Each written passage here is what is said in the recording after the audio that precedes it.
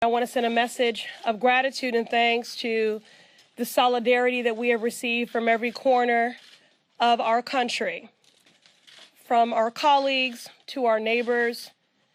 We are grateful for your solidarity, your encouragement, and your support in the face of the most recent xenophobic, bigoted remarks from the occupant of our White House. I will always refer to him as the occupant, as he is only occupying space. He does not embody the grace, the empathy, the compassion, the integrity that that office requires and that the American people deserve. That being said, I encourage the American people and all of us in this room and beyond to not take the bait. This is a disruptive distraction from the issues of care, concern, and consequence to the American people, that we were sent here with a decisive mandate from our constituents to work on.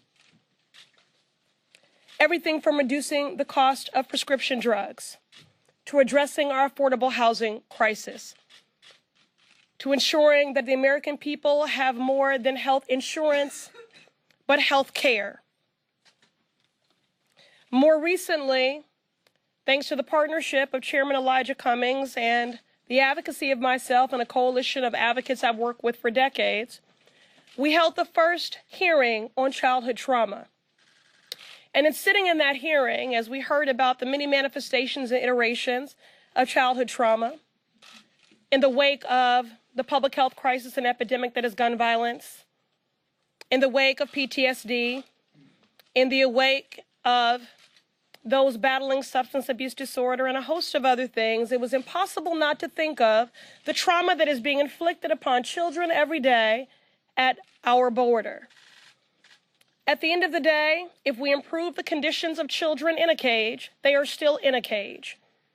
And we are viscerally, vigorously, and fundamentally opposed to the criminalizing, the vilifying, the mass detention and deportation of migrant families who are simply doing what is their legal human right, and that is to seek asylum in the tradition of who we say we are as a country, a beacon of light and hope and of refuge.